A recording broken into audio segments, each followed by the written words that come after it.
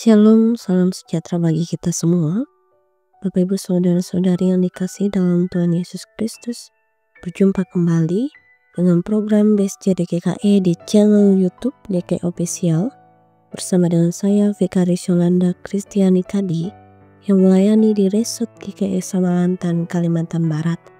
Mengawali hari ini, mari kita bersama membaca dan merenungkan firman Tuhan dari Yeremia pasal 3 ayat 19 sampai yang ke-25 yang berbunyi demikian.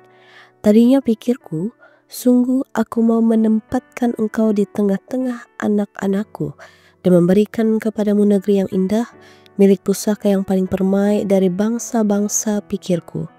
Engkau akan memanggil aku Bapakku dan tidak akan berbalik dari mengikuti aku. Tetapi sesungguhnya seperti seorang istri tidak setia terhadap temannya, demikianlah kamu tidak setia terhadap aku, hai kaum Israel. Demikian firman Tuhan. Dengar, di atas bukit-bukit gundul kedengaran tangis mohon-mohon dari anak-anak Israel, sebab mereka telah memilih jalan yang sesat dan telah melupakan Tuhan Allah mereka. Kembalilah hai anak-anak yang murtad, aku akan menyembuhkan engkau dari murtadmu. Inilah kami datang kepadamu, sebab engkau Tuhan Allah kami. Sesungguhnya bukit-bukit pengorbanan adalah tipu daya, yakni keramaian di atas bukit-bukit itu. Sesungguhnya hanya pada Tuhan Allah kita ada keselamatan Israel. Tetapi berhala yang memalukan itu menelan segala hasil jerih lelah nenek moyang dari masa muda kita, kambing domba mereka dan lembu-lembu mereka, akan anak laki-laki dan anak-anak perempuan mereka. Maka biarlah kita berbaring dengan perasaan malu, dan biarlah noda kita menyelimuti kita, sebab kita telah berdosa kepada Tuhan Allah kita, yakni kita dan nenek moyang kita dari masa muda kita sampai hari ini, dan kita tidak mendengarkan suara Tuhan Allah kita. Sedemikian jauh pembacaan Alkitab kita. Langit dan bumi pasti berlalu, tetapi firman Tuhan ini akan kekal selalu. Amin.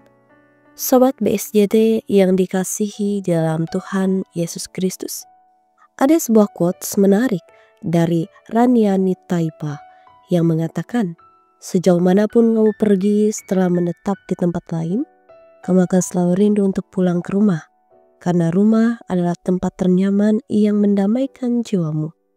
Begitu pula bangsa Israel dalam nas kita hari ini. Sejauh apapun mereka pergi meninggalkan Tuhan Allah, tetap Tuhan Allah adalah rumah ternyaman.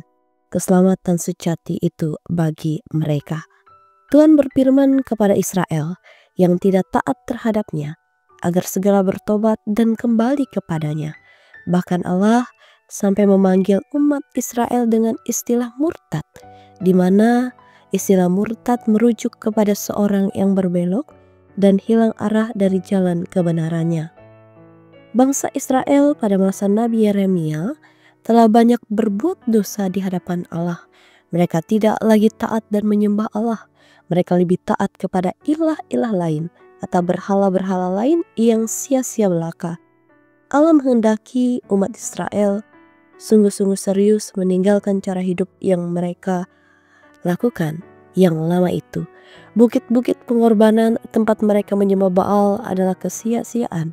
Yeremia mengingatkan bangsa Israel akan kasih setia Allah kepada umatnya. Allah menunjukkan kemurahan hatinya. Dia menyampaikan kerinduannya agar umat Israel kembali setia dan menyesali segala perbuatan yang telah mereka lakukan. Allah mengulurkan tangannya untuk merangkul umatnya kembali ke pangkuannya, menyembuhkan mereka dari kemurtatan. Allah berkenan menyatakan pengampunan dan memulihkan umat Israel, asalkan mereka mau bertobat dan menyesali segala dosa dan kesalahan yang telah mereka perbuat, serta kembali kepadanya. Bapak Ibu saudara-saudari yang dikasihi dan diberkati oleh Tuhan, ada beberapa hal yang bisa kita kutip bersama untuk menjadi sebuah pembelajaran bagi kita pada saat ini melalui nas firman Tuhan, yaitu dalam proses perjalanan kehidupan yang seringkali kita lalui, kita jatuh dalam dosa, kita tidak mampu menjaga hati, pikiran, perkataan, dan perbuatan kita dengan baik dan benar. Sehingga seringkali kita menyakiti Tuhan dan sesama kita. Oleh sebab itu marilah kita datang bertobat. Kita yakin dan percaya pintu pertobatan dalam Tuhan masih senantiasa dibuka dan dinyatakan bagi kita. Kita harus berani dan jujur mengakui dosa dan kesalahan kita di hadapan Tuhan. Pertobatan yang disertai dengan usaha dan komitmen yang tulus dari hati kita, yakinlah akan membawa perubahan besar bagi kita.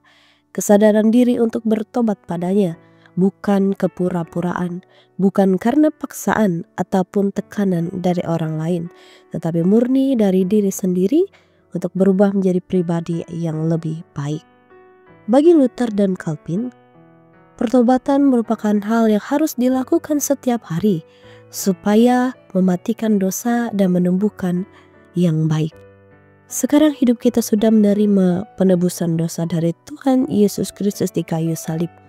Hidup kita adalah milik Kristus dan jangan biarkan dosa menuntun kita kepada ketersesatan dan jangan membuka pintu bagi dosa berkuasa atas kita.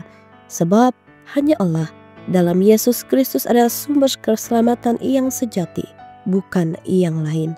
Dalamnya ada pembaharuan hidup yang baru mendatangkan berkat sukacita. Biarlah firman Tuhan yang kita dengar dapat kita wujudkan, bukan hanya sekedar kata, tetapi dengan bukti nyata kehidupan kita. Amin untuk firman Tuhan. Mari kita berdoa. Dalam nama Bapa, Anak, dan Roh Kudus, terima kasih firman Tuhan hari ini. Biarlah senantiasa firman-Mu menuntun setiap langkah kehidupan kami dan memampukan kami untuk terus memberitakan kabar baik ini. Berkatilah aktivitas dan rutinitas kami selanjutnya. Berikanlah kami kesehatan dan kekuatan dalam menjalaninya. Dalam nama Tuhan Yesus Kristus kami berdoa dan memohon. Amin.